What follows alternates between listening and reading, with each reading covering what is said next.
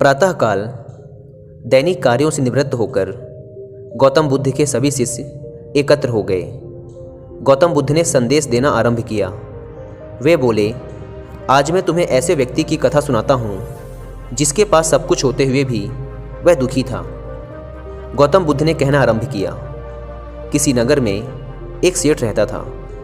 उसके पास लाखों की संपत्ति थी, बहुत बड़ी हवेली थी, नौकर चाकर थे। फिर भी सेठ के मन को शांति नहीं थी।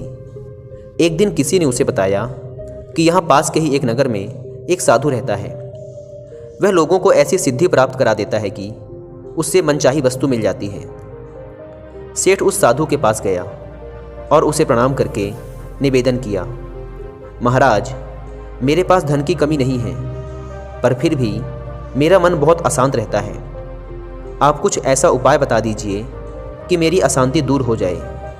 सेठ ने सोचा कि साधु बाबा उसे कोई ताबीज दे देंगे या और कुछ कर देंगे जिससे उसकी इच्छा पूरी हो जाएगी और उसका मन हमेशा के लिए शांत हो जाएगा। लेकिन साधु ने ऐसा कुछ भी नहीं किया, बल्कि अगले दिन उसने सेठ को धूप में बिठाए रखा और स्वयं अपनी कुटिया के अंदर छाया में जाकर चैन से बैठा रहा। गर्मी के दिन थे। सेठ का बुरा हाल हो गया। उसको बहुत गुस्सा आया, पर उसने किसी तरीके से खुद को शांत रखा। दूसरे दिन साधु ने कहा, आज तुम्हें दिन भर खाना नहीं मिलेगा।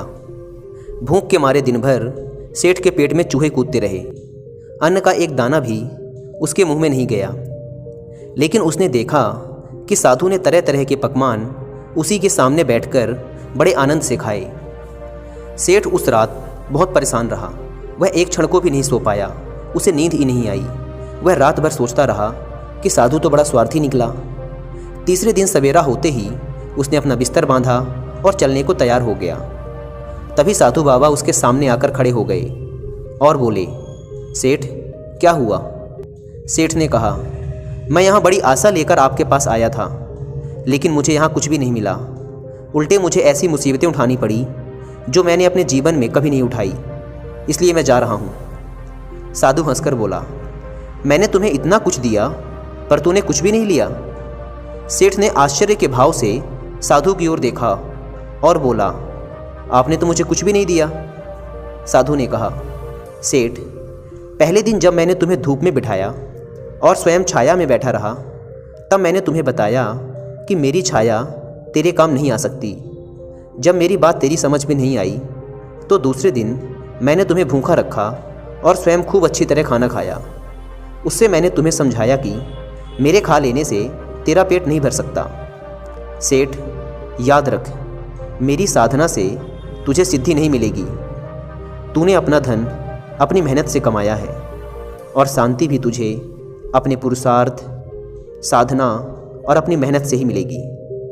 सेठ की आंखें खुल गई। अब उसे अपनी मंजिल पर पहुंचने का रास्ता मिल गया था। साधु के प्रति आभार व्यक्त करता हुआ वह अपने घर लौट आया।